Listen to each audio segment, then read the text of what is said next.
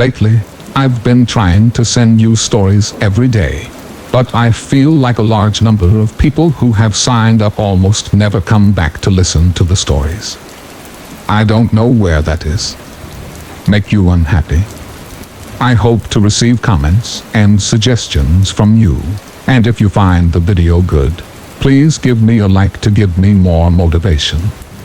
For those who have not yet subscribed, don't forget to click the subscribe button and press notification bell to wait for the next story. Now let's get into the story. Story 1. I remember seeing the house for the first time.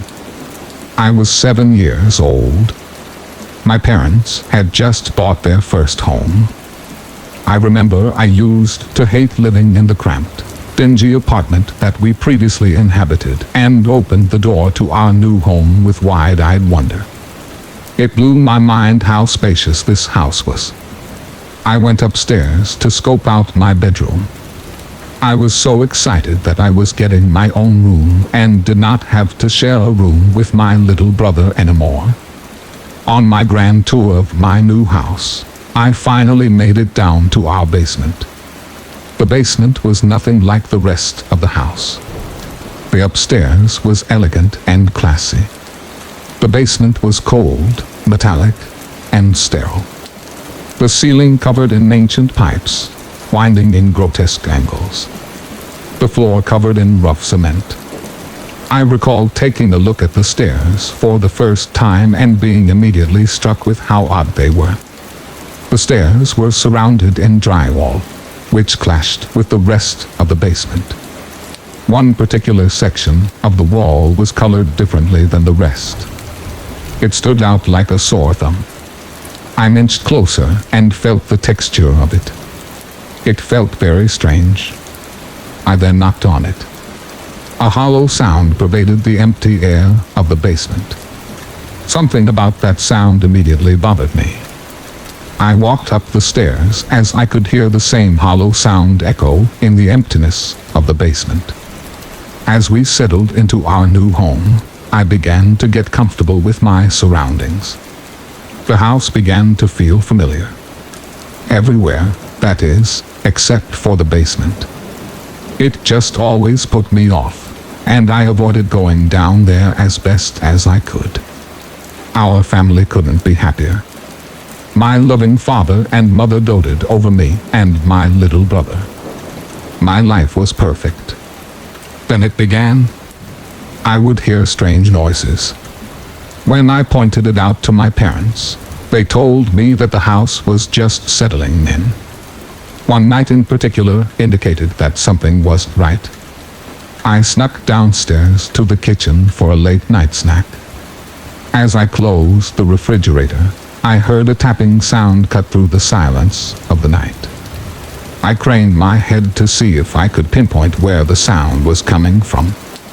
Dread began to wash over me as I realized the tapping was coming from the basement. I inched my way over to the basement door. I opened it to see the blackness of the depths below. My ears perked up. There it was again, that hollow tapping sound, the same sound I had heard on my initial visit to the basement from hitting the drywall. I turned on the lights so that I could go downstairs and investigate. The tapping continued as I took the first step. Fear overtook me. I ran back to my room and hid under my covers until the morning light gave way to a new day. I remember walking down the stairs. Being the first one up and about, I ran to the living room to play Nintendo. On my way, I passed the door to the basement. It was shut. Though I was in a state of near panic when I ran from it the previous night, I distinctly remember leaving the door open and not turning off the lights. I rationalized that my mother or father must have gone down there for some reason. Later, I mentioned the incident to my parents, and they just assured me that what I heard was the sound of the hot water heater clicking in the night. I knew better but welcomed a logical explanation. About a month after the move, My mother asked me to run downstairs and grab a load of socks as our washer and dryer were in the basement. I reluctantly told her that I would. It was the middle of the day, and enough time had passed to dull the fear I had felt a week prior. I turned on the lights and ran downstairs, hearing the hollow sound echo with my footsteps. A cold sweat started to form on me. I made my way to the dryer and grabbed a basket. I pulled the socks out hastily and shoved them into the basket. After I shut the door to the dryer, I surveyed my surroundings. The stillness of the basement was so eerie. Then I heard it. A faintly audible whisper. At first, I thought it was somebody calling from upstairs, and their voice scarcely making it down into the basement. However, this was not the case. That sound was coming from the basement, specifically from under the stairs. As I stood frozen with fear, it began to increase in volume but still remained barely above the threshold of human perception. What was being said incomprehensible to my young ears. Then it stopped as quickly as it began. I moved towards the stairs, keeping my eye on the oddly colored portion of the drywall. As I took my first step to escape this ever-growing nightmare, the most profoundly terrifying moment of my life occurred. A loud, hollow bang shook the stairs, almost knocking me to the ground. I ran up the stairs as fast as my legs would carry me. Through tears and shaking uncontrollably, I told my parents what happened. They tried their best to calm me down, but nothing they said could ease my mind. I told them in no uncertain terms that I would never go down to the basement again. They must have been convinced of how terrified I was because they honored my request and never sent me down there again. After another 3 months in the house, things returned to normalcy for me, and honestly, there was about a 2-week period where I was happy again. The last time happiness would exist in my life, or my family's for that matter. One moment in particular comes to mind. I remember lifting up little Jonathan above my head lovingly as his pacifier fell out of his mouth and brushed against my nose, tickling me. I pulled him in for a big bear hug and remember how he smelled. That wonderful smell that babies emit and, for the last time, feeling content. Any semblance of contentment came crashing down for me and my parents the night of July 2 ND, 1991. That is the day that Jonathan went missing. A ransom note was scrawled in barely legible English and left in his bed demanding $20,000 cash. It informed my parents that if they contacted the police, they would kill Jonathan.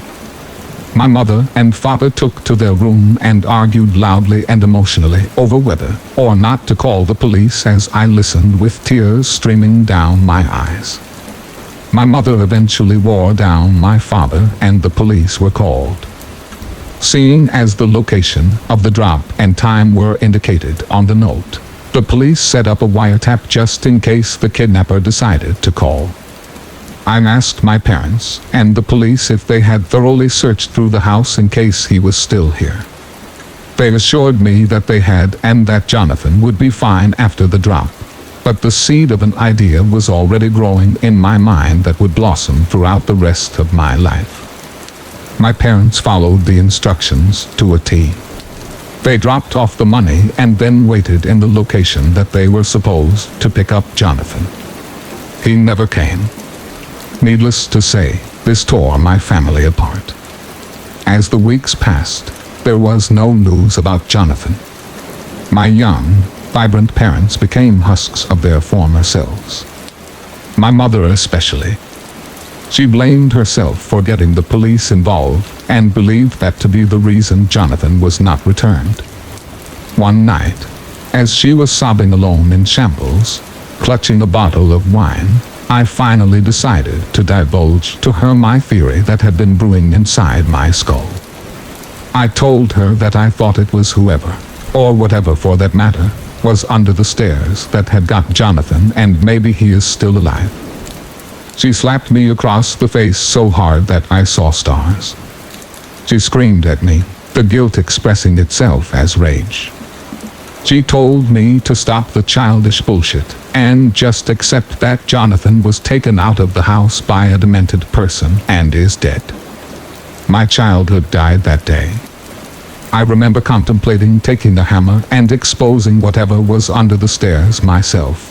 But the fear was just too overwhelming for me to actually do it, let alone step one stair down into that basement. My family moved shortly after this incident. I remember looking to the future with what might resemble optimism, only to have it come crashing down. My parents divorced. The grief was too much to share, and not a year after that, my mother killed herself. The guilt must have just overwhelmed her. My father did his best to raise me, but Jonathan's long shadow always hung over our lives. 20 years later, I began to think long and hard about my little brother's disappearance and how angry it made me. My family had a chance at a normal and fulfilling life, and it was snuffed out in an instant by whoever took him. I wasn't just robbed of a little brother. I was robbed of any chance of happiness. As I grew up, I accepted the official story of what happened, but lately, curiosity began to get the better of me. I began driving past the old house, seeing that it was currently vacant. Ideas began to swirl in my head. So I broke into the house, bolstered by alcohol. I decided to do it, knowing I would likely find nothing under the basement stairs, but hoping that this would close a too long chapter in my life and allow me to finally move on. To my dismay, the stairs sounded exactly the same as I remember they did, a hollow sound pervading the emptiness of the basement. I stare at the spot in the drywall, still discolored, still just as ominous as when I was a child. However, fear was not going to stop me. In fact, I was feeling the opposite. I was feeling a courage I hadn't felt in a long time. The moment of truth was upon me. With all the force within me emboldened by years of pent-up rage, I ran toward the wall shoulder first. The drywall came crashing down around me. I opened my eyes as my bravery was immediately eroded and turned into absolute horror. Bones. Bones everywhere. My horror increased to unimaginable heights as I surveyed the tight space, seeing the skeletons everywhere. The light playing menacingly on their tiny frames. Tattered pieces of paper were everywhere, with God only knows what written on them. There must have been the remains of 20 to 30 children when I realized that, with no exceptions, they were all missing their skulls. One particularly tiny one begged for my attention. I became weak in the knees and fell backwards when I saw what were unmistakably bite marks up and down the tiny forearm. As I hit the ground, I expected to hear a dull thud as I landed on the concrete. Instead, I heard a hollow sound. I looked to see what I had landed on. A trapdoor. Finding new courage, summoning strength I didn't know I had, I opened it. Below me lay a dark tunnel, a crawl space that could barely fit a person lying on their stomach. The dank smell wafting upward made me reluctant, but I knew what I had to do. Before I was conscious of what my muscles were doing, I found myself crawling through the darkness toward whatever lay on the other side. As I reached the end of the tunnel, I looked up to see a sliver of light cutting through the darkness. I pushed upwards. Cautiously, I poked my head up. To my surprise, the tunnel had led to the other side of the stairs. I crawled out to find myself in the corner of the basement, facing the stairs behind a dryer covered in years of dust. The implications of all of this sent my mind reeling, but before I could form a coherent thought, the lights turned off in the basement. My heart caught in my throat as I began to hear someone descending the stairs. Slow but sure steps announcing I was no longer alone. With every thud, my heart skipped a beat. I began to hear that incomprehensible whispering in my mind, the familiar sound reigniting the fear and woe of my lost childhood. Worrying the darkness would not adequately hide me, I sought cover by ducking behind the dryer, not willing to take the risk of catching a glimpse, though every fiber of my being screamed at me to do so. Panic began to set in. What am I going to do when this person discovers their lair has been revealed? While I was mulling over my options, the screaming began. I say scream as a frame of reference, but there is no way to truly describe the guttural noises that I heard. The sounds smashing the silence of the basement were so bone-chilling, so surreal as to defy description. He clearly had discovered his perverse sanctuary had been disturbed. Before I knew it, I was up the stairs running for my life. I made it to my car too scared to turn around. With all muscles working in unison, I opened the door and put the key in the ignition in one swift movement. As my car sprang to life under the street light, a shadow fell over my car. I gunned it, never looking back, flooring the accelerator to the local police precinct. I breathlessly tried to explain to the attending officer what had occurred and collapsed to the floor mid-sentence. Now it is a month later. The next day after my discovery, the police launched an investigation and quickly made the same gruesome discovery.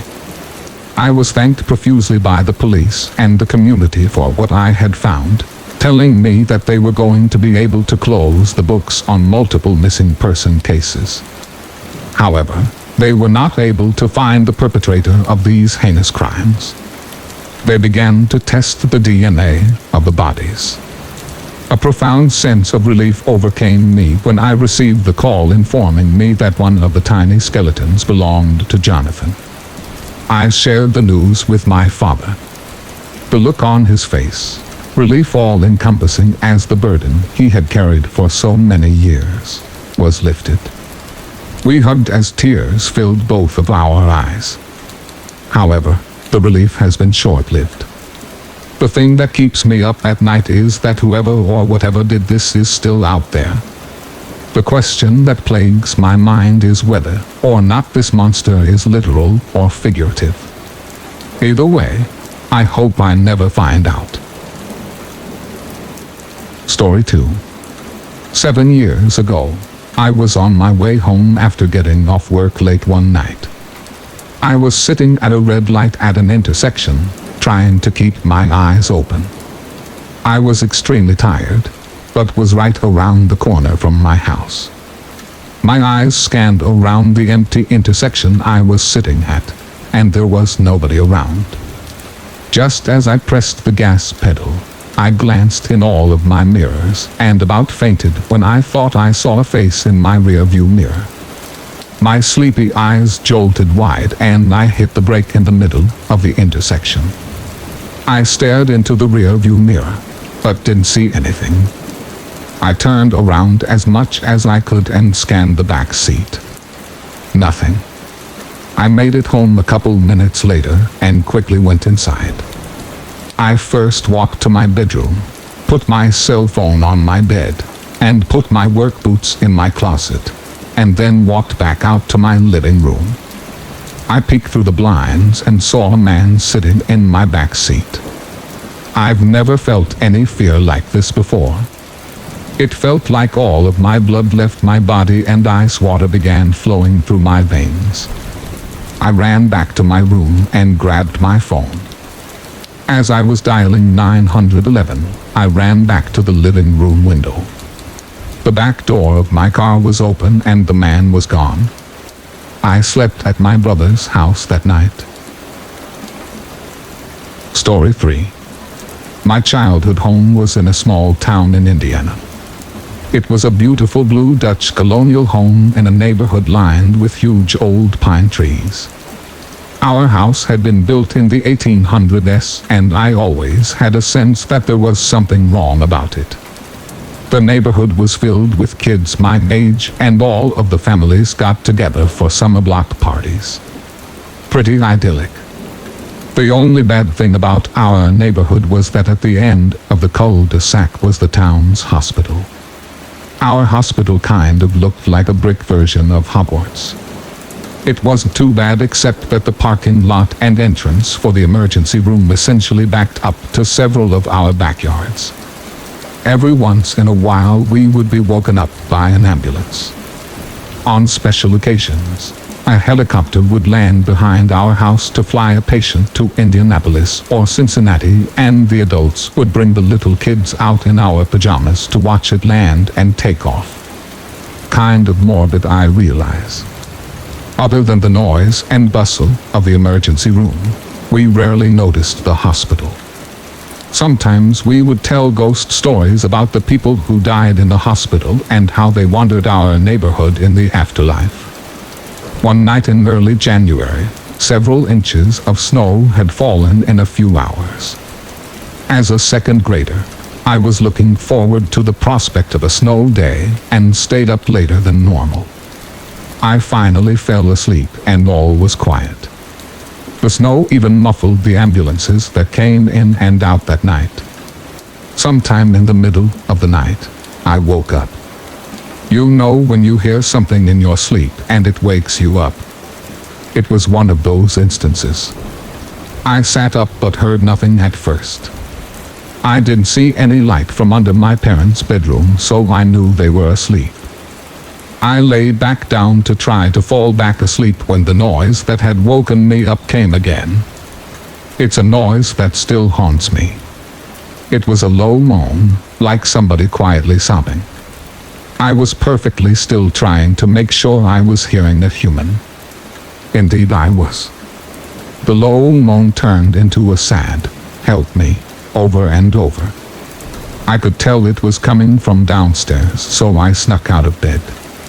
My bedroom was at the top of our staircase, and looking down it, I could see right out the back door and onto our back deck. I could see several inches of snow blown up against the glass sliding door. The moaning continued, and I was convinced it was downstairs.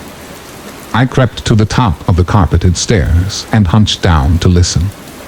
As soon as I hunched down, I saw her. There was a woman standing at our back door. Her hair was frozen from the snow, and she was wearing a hospital gown. Her tears were frozen on her cheeks. She was barefoot. She looked right through the door and up at me, and I froze.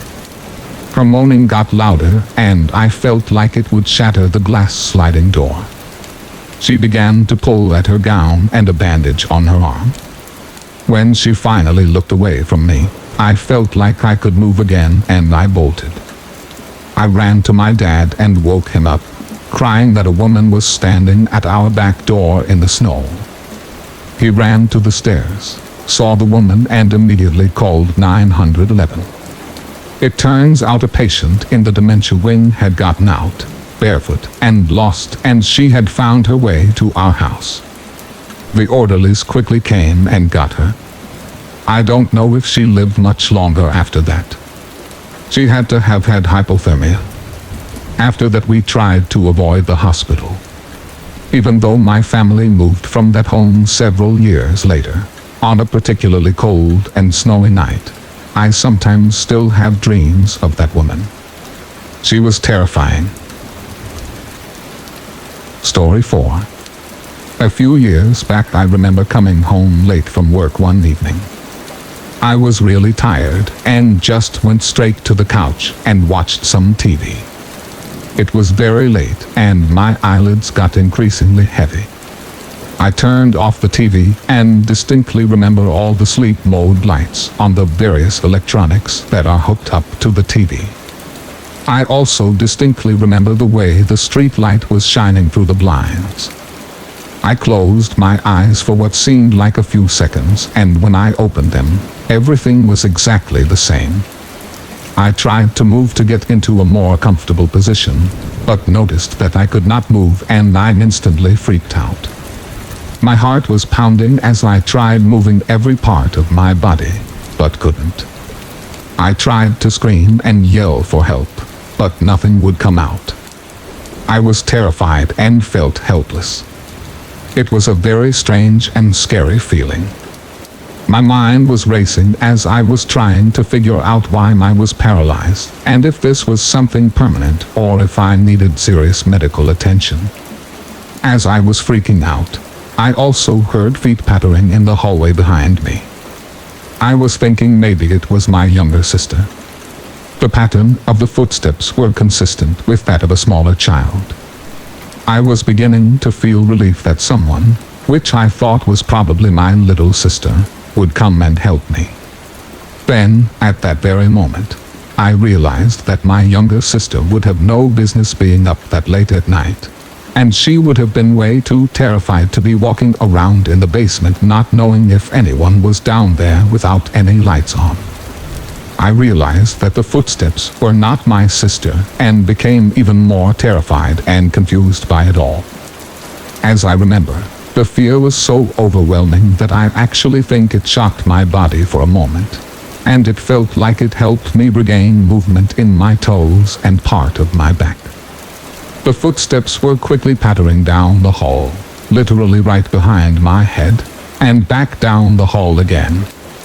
As I was panicking, I was able to use the partial movement of my back to scoot to the end of the couch, and I fell onto the floor laying on my stomach with my face placed in the direction of the footsteps.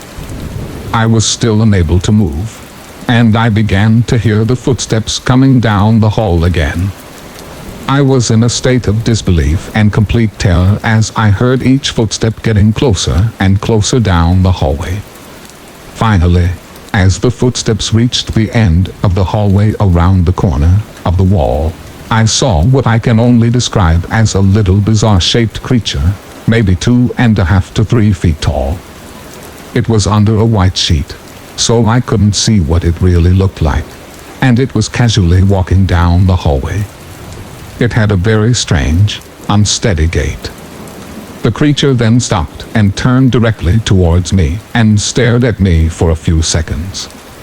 It reminded me of a smaller version of E.T. when it goes trick-or-treating in the ghost costume for Halloween. It just looked awkward and not human, with a weird, flat head, but not knowing what was under the sheet was what made it more scary in its own right. The creature suddenly jerked its arms up and began waddling with intensity towards my face. I was trying to scream and desperately trying to escape, but I could only lay there motionless and helpless.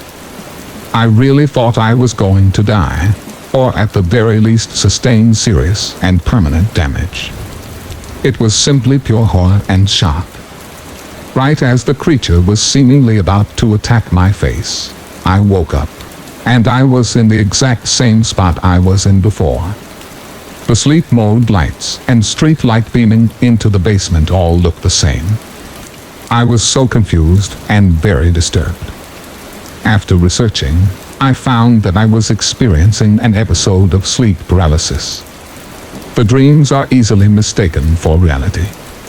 It's almost like a hallucination, and it was so much different than any dreams I've ever had. I will never forget that night, and I hope to never experience it again. It was near Halloween time, when my friends and I were telling ghost stories. Story 5. My friend said she was going to tell a story about her parents' first date. She said she didn't like telling the story, since it was actually true, but we pressured her to do so. To cut to the chase, the parents had spent a nice first date, and around the time that they would have said goodnight, the male in the situation, my friend's dad, suggested that they go for a midnight hike up Provo Canyon. He apparently knew the place, since he had done a fair amount of rock climbing in the area. So the two drove up to the mouth of the canyon, got out of their cars, and started hiking under just the light of the stars, since it was a new moon.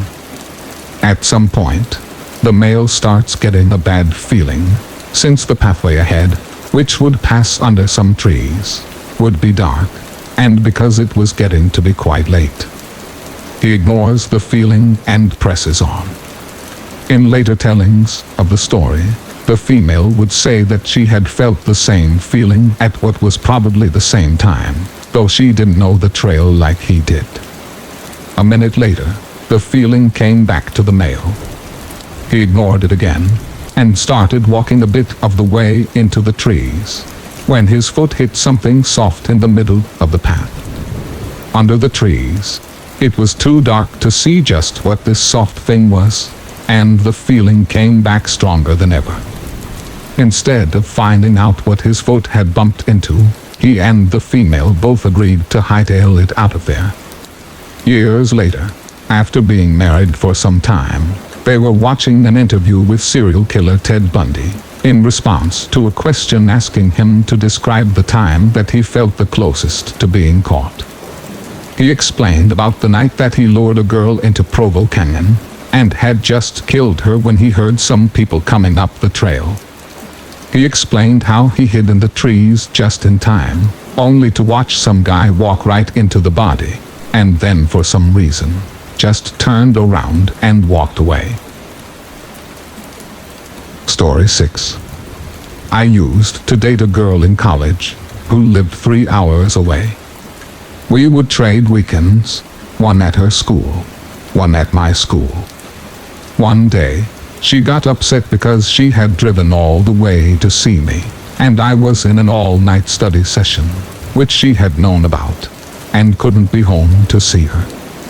She texted me that she was going to go back to her place, and then I never heard anything from her ever again. After 3 days of texting her, trying to make sure she was okay, the texts started coming back as number not found. I sent her the stuff she'd left at my apartment in the mail, and it returned as no forwarding address. Her instant messenger account, which I never used, but knew the name of it, was disconnected, and it gets weirder.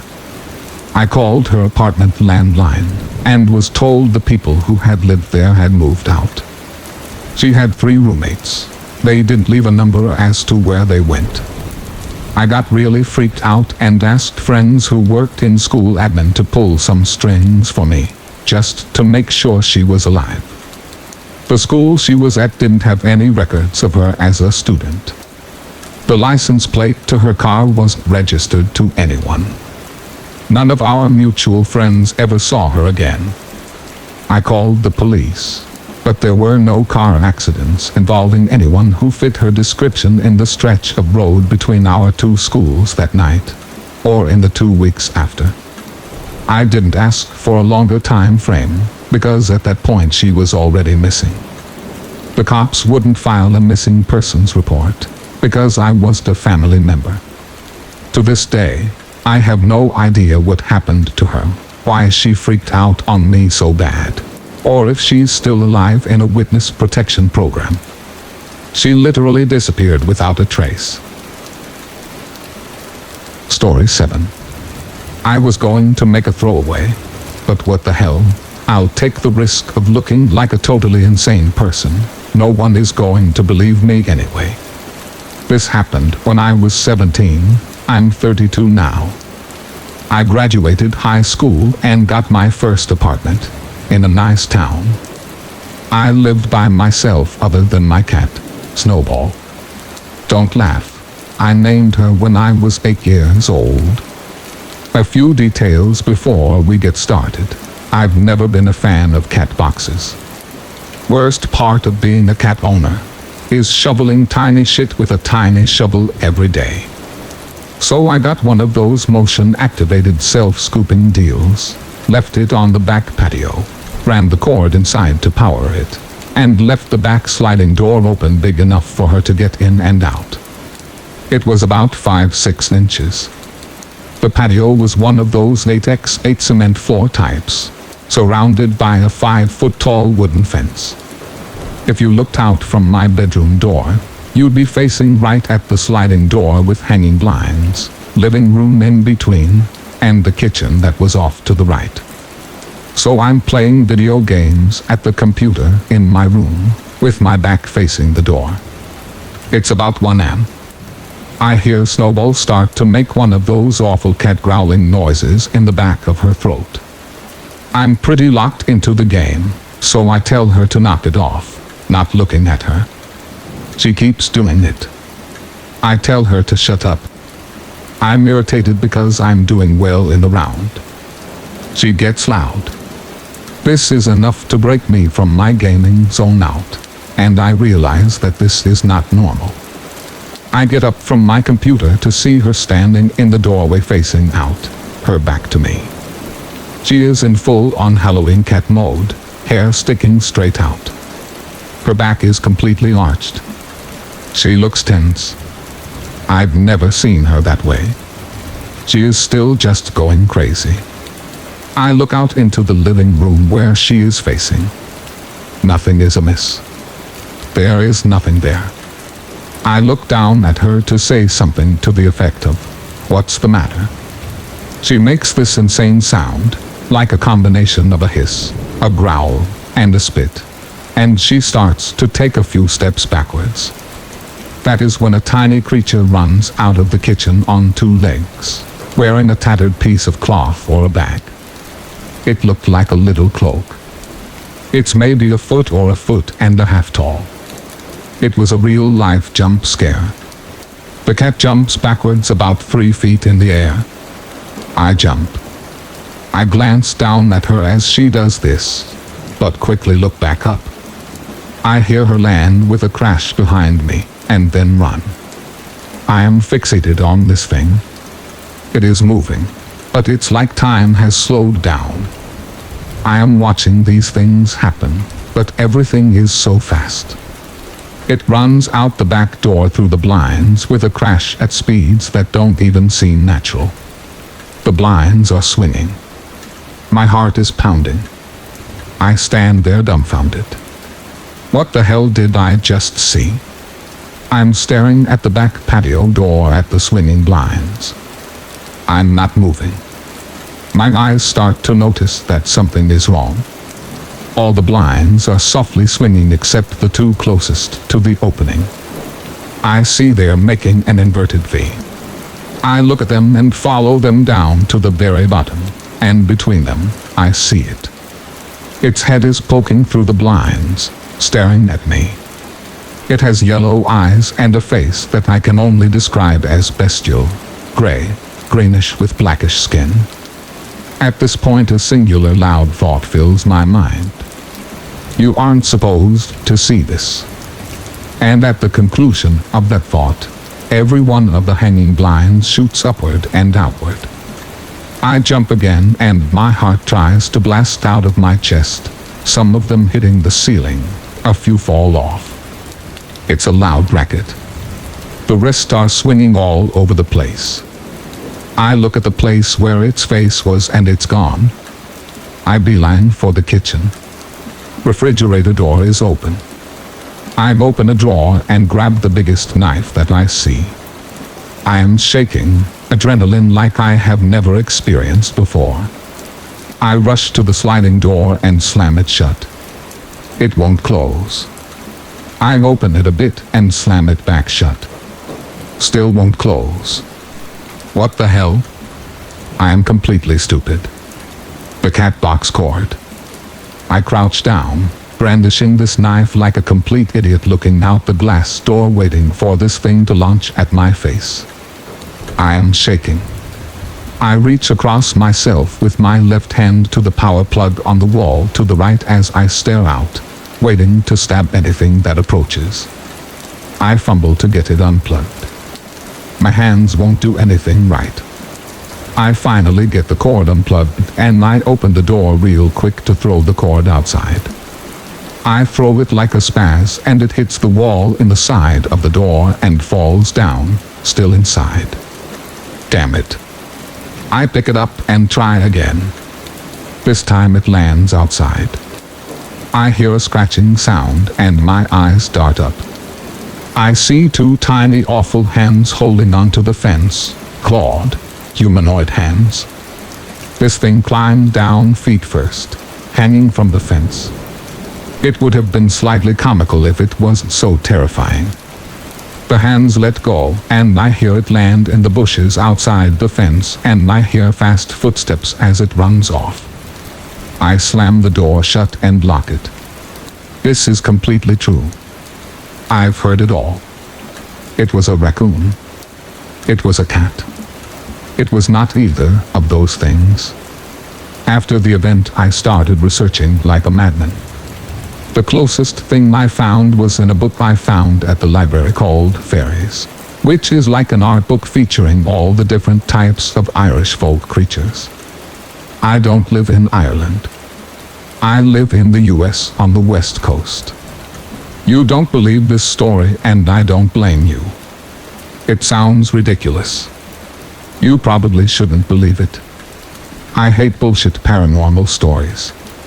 Believe it or not, I am a skeptic. I believe all people that have experienced something strange or believe in the paranormal should be a skeptic. I enjoy debunking paranormal videos and pictures. I want the truth. Was I hallucinating? It's entirely possible I had an extreme and sudden hallucination. It's not unheard of.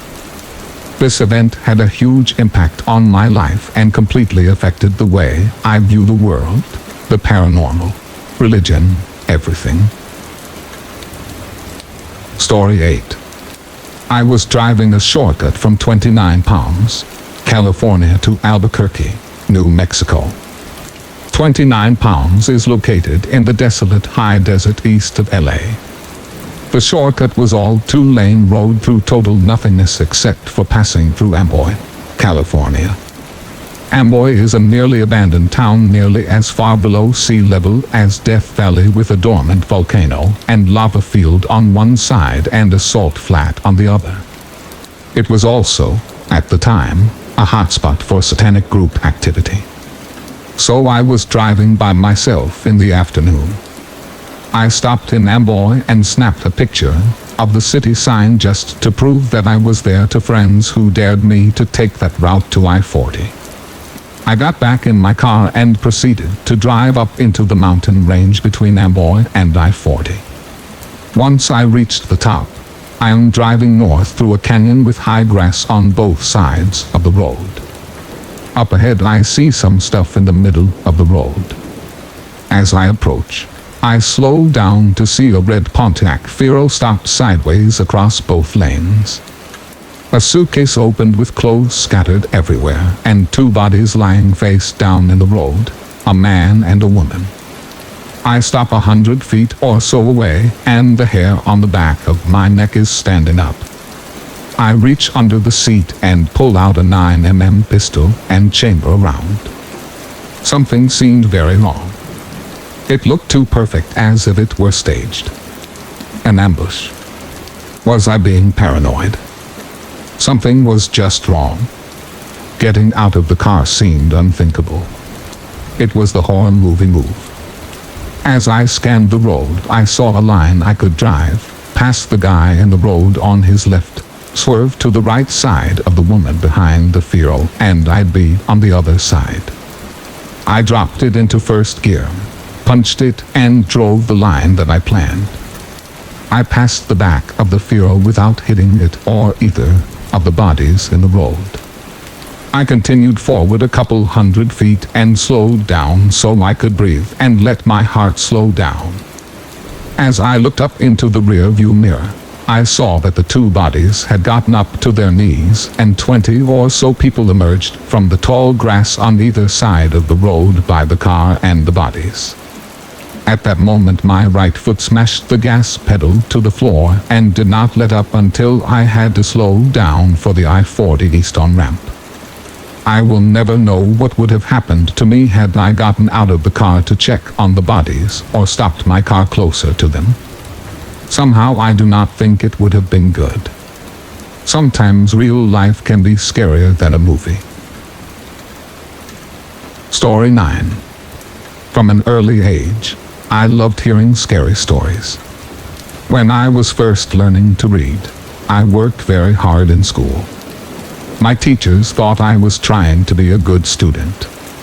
The truth is, I wanted to be able to read even more scary stories on my own. My mom recognized this obsession and would often share her own creepy tales.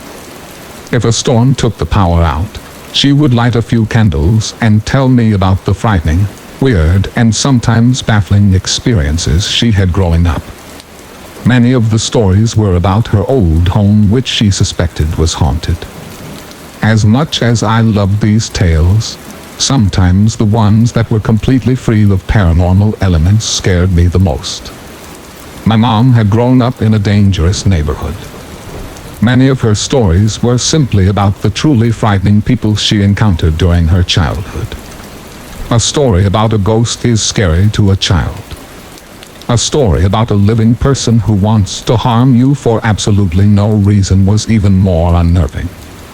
It communicated a truth about the world that I could never completely forget once I had learned it. The world can be a dangerous place. The people in it aren't always good. A normal evening can become a descent into fear at any moment. And sometimes the only thing standing between you and true horror is a locked kitchen door. This story in particular has always managed to rob me of my sleep. My mom was home with her sisters one night. There were 6 of them in total, along with a brother who was out of the house at the time. My grandmother wouldn't be home from work for several hours. My grandfather had already passed away at this point. Although some of the older sisters were teenagers, they were all young enough to feel vulnerable and alone that evening. There had been a fire in the house a few weeks earlier. It damaged a large portion of one of the walls, making it very easy for an intruder to get in. Because they lived in a bad neighborhood, my mom and my aunts spent the evening together in the kitchen, with the door to the adjoining hallway locked. They didn't have much that anyone might want to steal, but they also knew that people break into homes for other, far worse reasons. Besides the door to the hallway, there was no way to get out of the kitchen. The room was essentially landlocked. In other words, they were trapped. Unfortunately, because of the fire damage, the kitchen was the safest room in the home at that time. It wasn't an ideal spot, but it was the best place to gather until someone older got home. My mom and her sisters were chatting, waiting for my grandmother to get back from work, when they noticed something strange. The handle on the hallway door was turning, as if someone was trying to get into the kitchen. They asked if someone was there, but got no response. Still, the person kept twisting at the doorknob. This went on for several minutes. In a vain attempt to scare the intruder away, my mom and her sisters pretended that they were having a big party. They made a lot of noise, hoping they might trick the person in the hallway into thinking that there was a much bigger, older group of people in the kitchen. At first, it seemed like the trick might have worked. The handle did eventually stop moving. For a brief moment, everyone thought the danger was gone. Sadly, this was not the case. The sound of someone trying to open the door may have stopped, but it was soon replaced with another sound. Clicked, clicked, clicked, clicked, clicked, clicked. At first, no one could figure out what it was. They only knew it was coming from the hallway.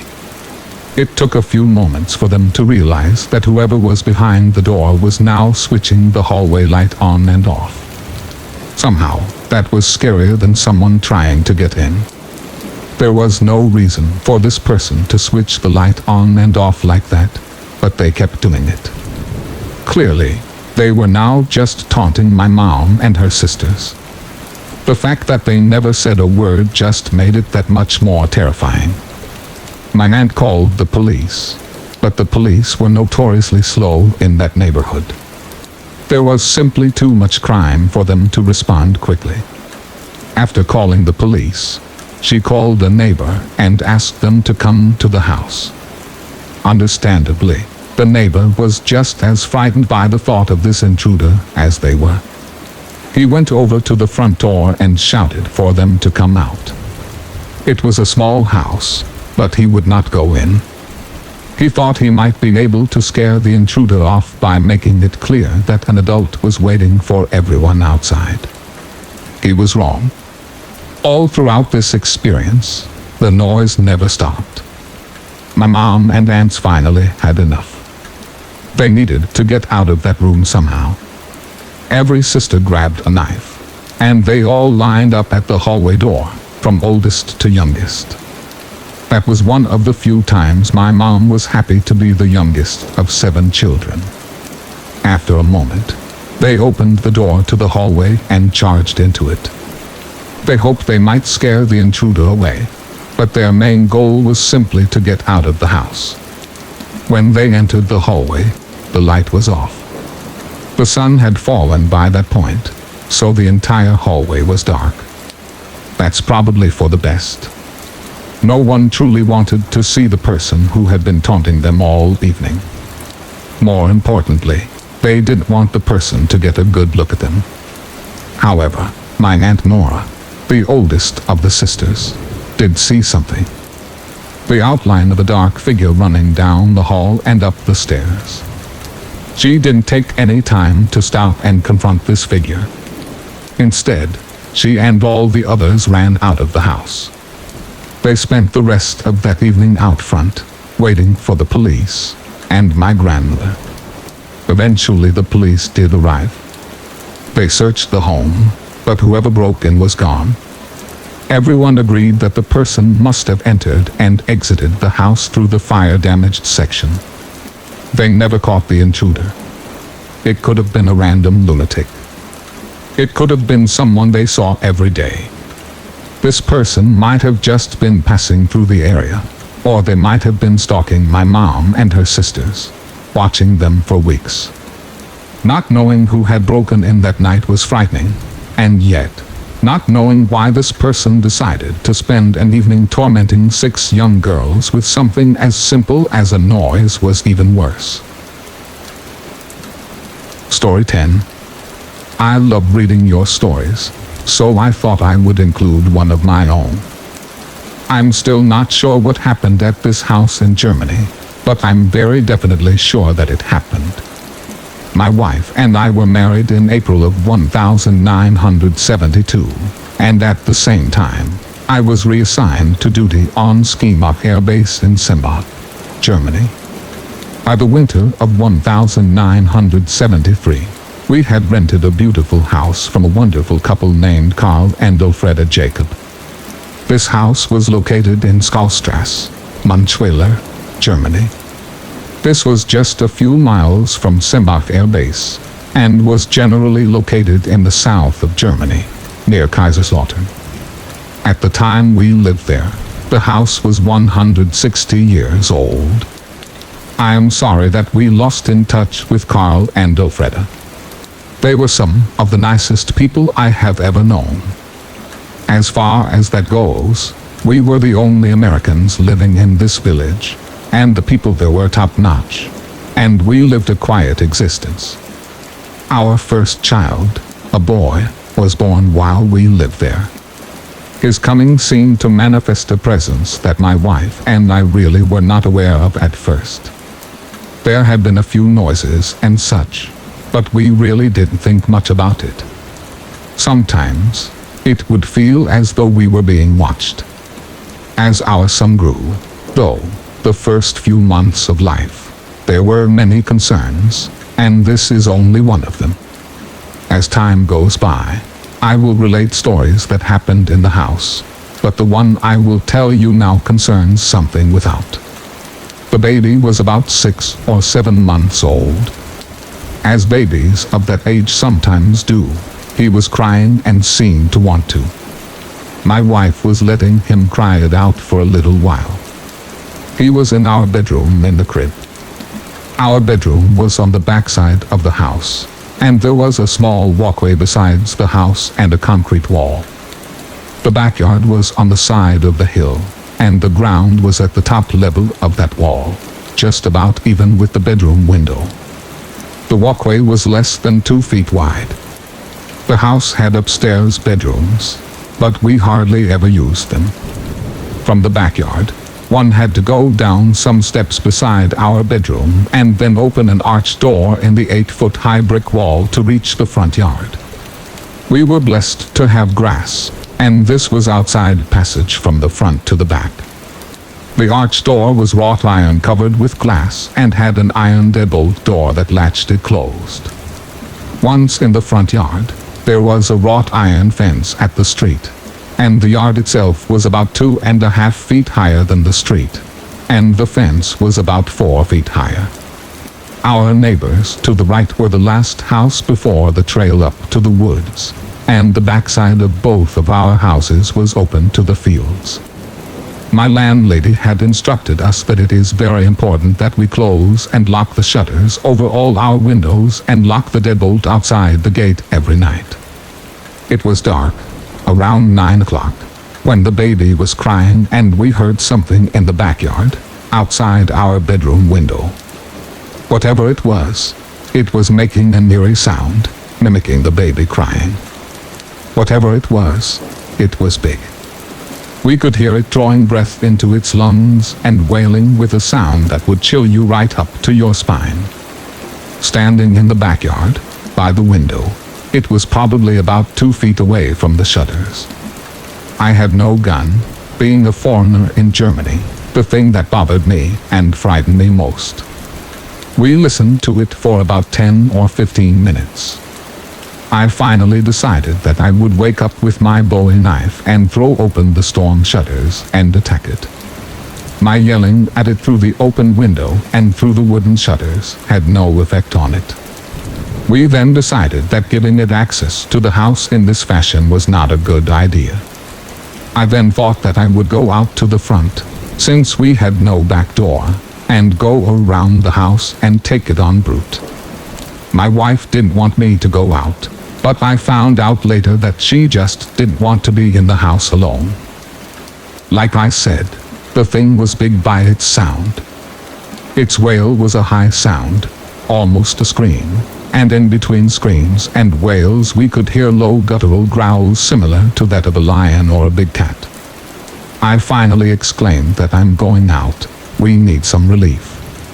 I grabbed my knife and headed out for the door. I also took a hiking staff with a metallic pointed end. It took 2 full turns of the giant skeleton T to get the door open. By this time, I had redirected my fear to an attack attitude and was prepared to jolt the damn thing like it was doing to us. Just as I opened the front door, I could see the thing coming out beside our house. It looked like a wolf. It was just jet black and had long, coarse-looking fur. It was just over 3 feet high at the shoulder. It glanced at me and ran across the front yard about 50 or 40 feet and leapt over the wrought iron fence.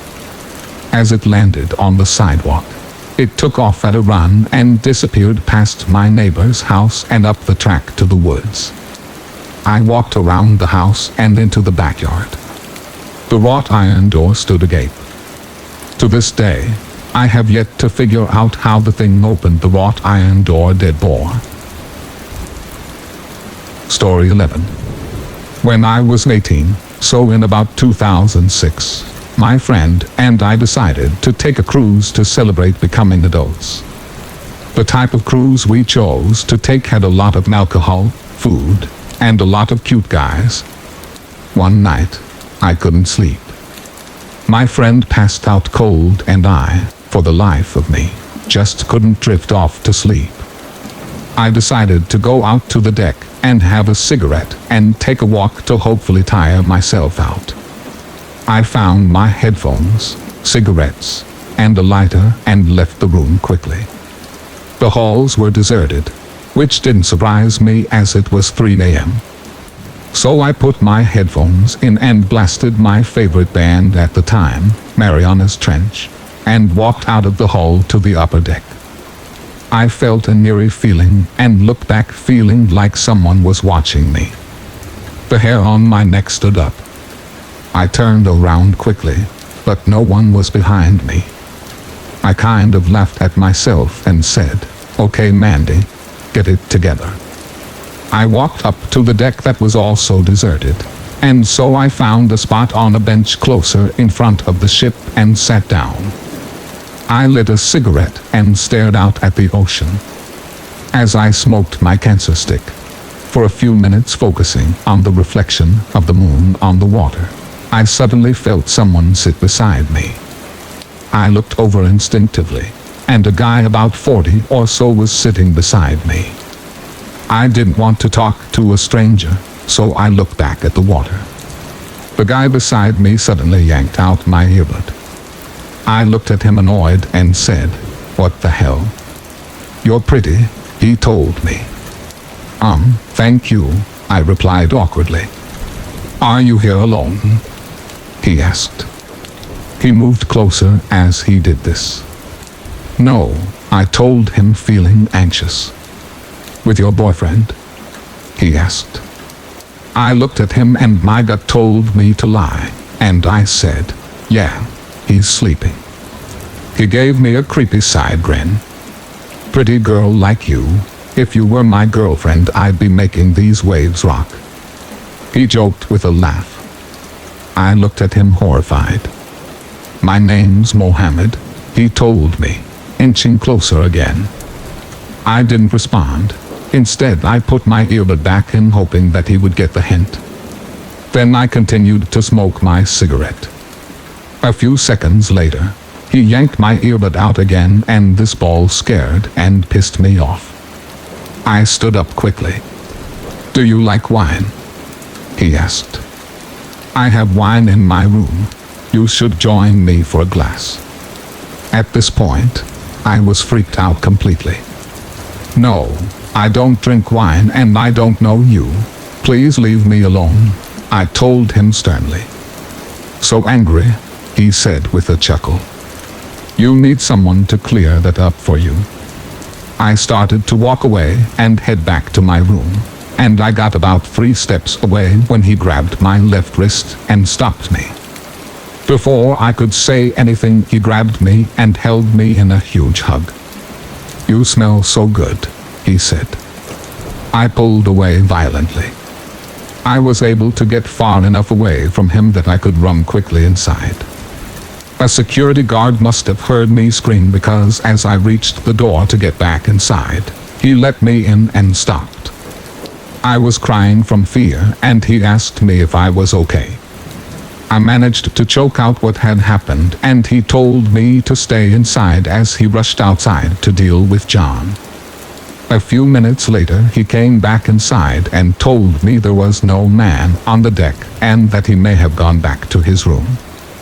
He had me fill out a report and give a detailed description of my attacker, and then he escorted me back to the room.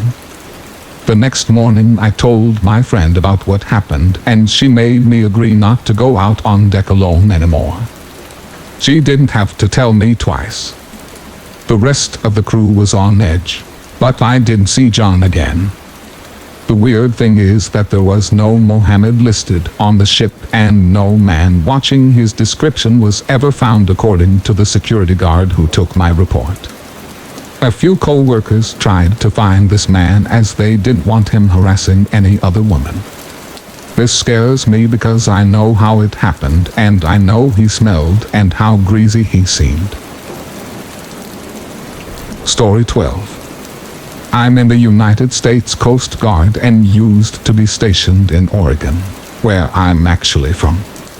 Being on the Pacific, there's trials and tribulations that your average human being would break down at the thought of. We once rescued the broken body of a 3-year-old little girl whose mother threw her off the bridge because of her schizophrenia. I've pulled out more waterlogged corpses out of the ocean than I care to admit. But someone has to do it. The city where I was stationed is steeped in local legend, from ghostly figures standing on the massive bridge peering over the side like they're debating whether or not their ethereal bodies should take the plunge. Spoiler alert: if you're dead, then you jumped. Spirits on the boardwalk and hitchhiking specters are also pretty standard town lore. However, I have my own brush with the final calls for help from someone beyond the grave. Back in 2013, when I had first joined the Coast Guard, we got a mayday call from a sailing vessel that was making its way from San Diego to Seattle.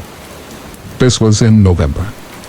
The coast was a breeding ground of bad weather and awful life choices, especially for sailboats, which were notorious along the west coast. So, like any good guardsman, we loaded up our motor lifeboats and headed towards the man with the now capsized vessel, a mere 10 nautical miles away from our bay.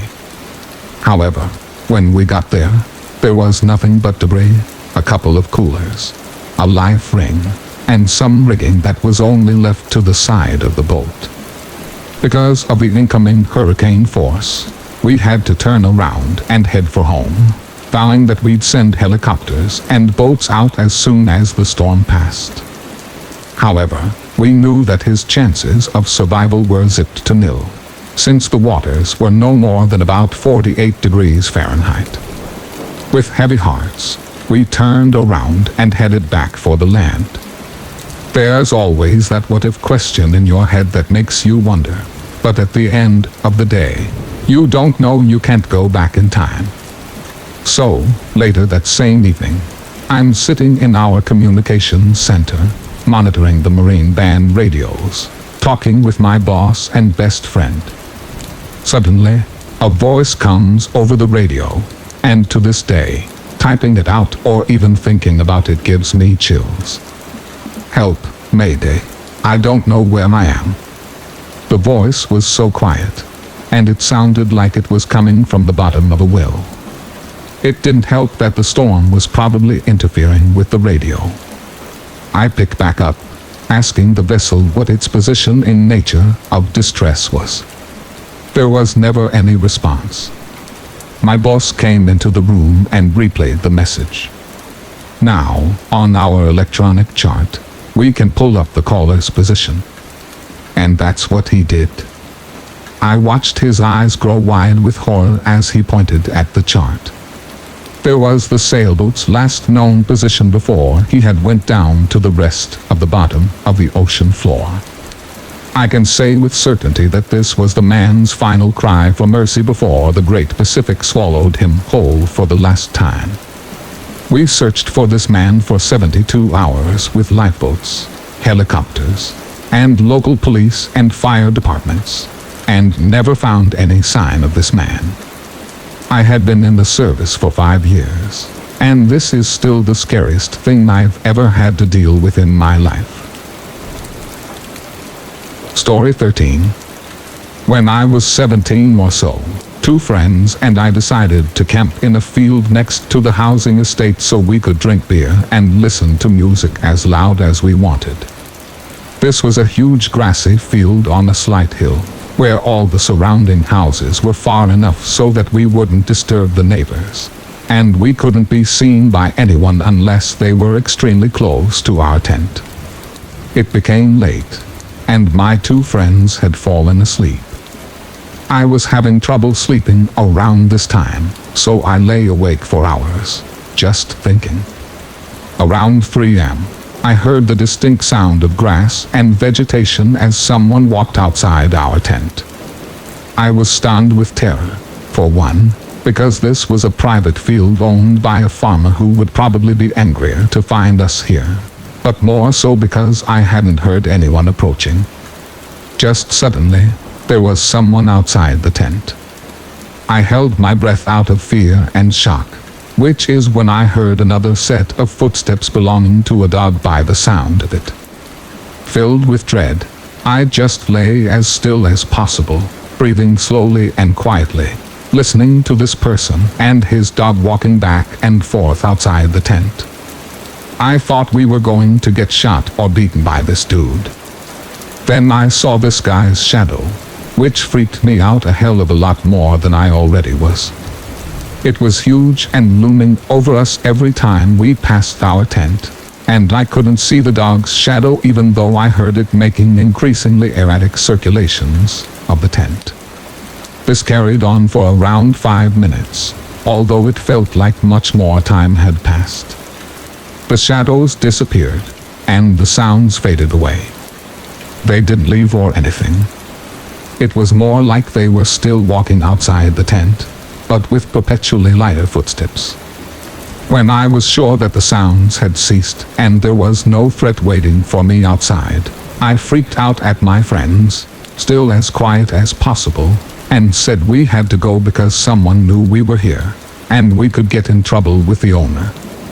I told them everything that had happened, and they didn't believe me, thinking I had been asleep as well and dreamt the whole thing. I assured them that I hadn't, and we had to go right now. They tried to go back to sleep, ignoring me because they're lazy as hell and didn't want to pack everything up and go. I gave up too, even though I knew that I'd never get back to sleep. 10 minutes later, the sounds returned, just like the volume outside had been turned up gradually. I felt the same dread I had before and whispered to one of my friends' names. They woke up, and they were looking at me. "SHH," I said. They had already started hearing the noises and told me to open the tent to see who was terrorizing us. I did so, slowly easing my hand outside the sleeping bag and up the zipper. It probably took 5 minutes for me to reach it, just so I was sure not to make a sound. I pulled it up so violently that I nearly ripped the whole thing in half. There was nobody there. We got out within the space of 5 seconds, and there was nobody anywhere. As I mentioned, we were at the top of a hill in the middle of a field, so we could see if anyone had decided to run, but there was nothing, even though it was impossible for anyone to escape my seeing them. I am absolutely positive there were footsteps outside our tent that night. Story 14. I'm a geologist working at Death Valley National Park in Nevada. Over the last few months, we've been studying the geological formation dubbed Devil's Hole. Anyway, I've always found this place somewhat disconcerting. We have a vague idea of how it came to be and what makes it do what it does, but there's something else. Something off. The other day, we sent a little submarine drone into the water to see if we could map out the labyrinth cave system we know is there, but it has been completely inaccessible for decades. Also, we wanted to find out how deep it goes. The fact that an earthquake in China also could cause the water to rise so substantially at this spot in Nevada makes us think the water goes way deeper than preliminary estimates. The sub started to map the first 50 feet. It was tough to get a great signal. The mineral content of the water was really inhospitable to the system we use and how they communicate with one another. Not to mention the superheated water near the geothermal vents once you get more down. That could be enough to disable the drone entirely. At around 75 feet, the signal got really touchy. We'd have a few minutes of decent communication, but then it would cut out completely and leave us wondering if the sub had crashed or had been damaged beyond recovery. During the windows, when we would have time to move the drone, we explored from cave to cave and went deeper and deeper. The water was well above boiling as the pressure increased. So did the temperature. The sun was rated up for 400 degrees for a short period of time, and the pockets of water were getting close to that maximum. We got to a relatively cool spot around 225 Fahrenheit, and we were told to stand by. Greg, the guy who was operating the optical equipment on the drone, kept insisting that he was seeing flashes of light way below our position. I kept insisting that the equipment was malfunctioning and causing the flashes, but Greg wouldn't shut up about another sensor registering bursts of heat at the same time of the flashes. We argued for a little while and the drone stayed in place. The water level in the hole started to rise. This was unexpected. A surprisingly little amount of seismic activity anywhere in the world was enough to move the water over here. We kept bickering and didn't notice more flashes on the screen until much later, when we analyzed the video. What finally knocked us out of our retrospective tantrums, though, was the way the water started to change color. It went from its normal shade of dull red, and Greg glanced at the screen and noticed the depth of the water in the cave chamber, originally at 36 feet, had changed to 353,000 feet. We knew there had to be an error. More flashes showed up on the screen as the water frothed and burbled on the surface. Then the feed went dead and stayed dead. Greg and I analyzed the video overnight. Everything we'd seen was there and was just as confusing. But then Greg saw a tiny spike in the audio track right when the depth of the cave appeared to drop straight down. He ran it through a few filters to amplify the signal and clean it up. Then he played it back. We listened to it about 20 times in a row, despite hearing it perfectly the first time. Corresponding with the massive increase in depth and last word of the message, there was one more flash in the final video frame before the drone was lost. After Greg cleaned it up, we saw that it was a single, glowing red light. Story 15. 3 years ago, my girlfriend and I decided to hike up near her parents' place in Oregon when we went to visit them for a week. We decided to bring camping gear and stay the night. I had only been camping once before, and it was in Boy Scouts, so it had been a long time. My girlfriend grew up camping and knows her way around the area very well. So myself, her and her parents' dog, Bear, a huge Newfoundland lab mix, headed up the trail. We saw a few people out, but they were mostly just day hikers. People loved Bear and stopped to pet him.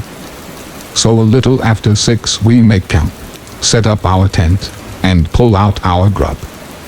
We had decided to buy big sub sandwiches, stuff for s'mores, chips, and a few tall boys of beer.